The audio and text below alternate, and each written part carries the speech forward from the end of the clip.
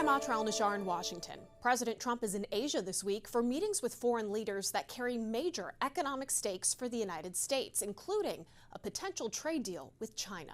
Making stops in Malaysia, Japan, and South Korea, President Trump's meetings with world leaders in Asia this week carry major implications for America's economy. The main event being Thursday in South Korea with Chinese President Xi Jinping, a meeting 6 months in the making.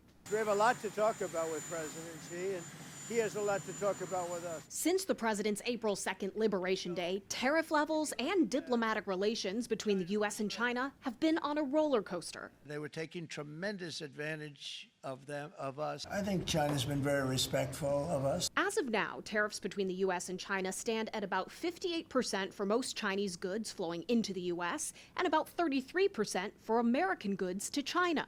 It was all headed for a cliff after China announced export controls on its coveted rare earth minerals, and President Trump responded with a threat to impose another 100% tariff on Chinese goods if China didn't change course. I believe we've reached a very substantial framework that will avoid that. Treasury Secretary Scott Bessent announcing over the weekend he and his Chinese counterpart have agreed on a foundation for a U.S.-China trade deal. I'm also anticipating that we will get some kind of a deferral on the rare earth export controls. Bessent says President Trump's 100% tariff threat is effectively off the table.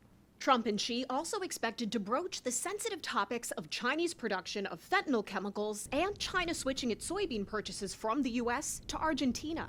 Another issue with high stakes for President Trump, finalizing a deal to transfer TikTok to majority American ownership in order to comply with the U.S. national security law. But China is expected to keep a roughly 20% stake in TikTok, raising red flags for China hawks in Washington. As long as the Chinese are involved, I think there's reasons for distrust. While he's in Asia, President Trump said he'd love to meet with North Korean leader Kim Jong-un and is even open to extending his trip for it. As of Monday, no plans have been made. In Washington, I'm Atra Al-Nashar.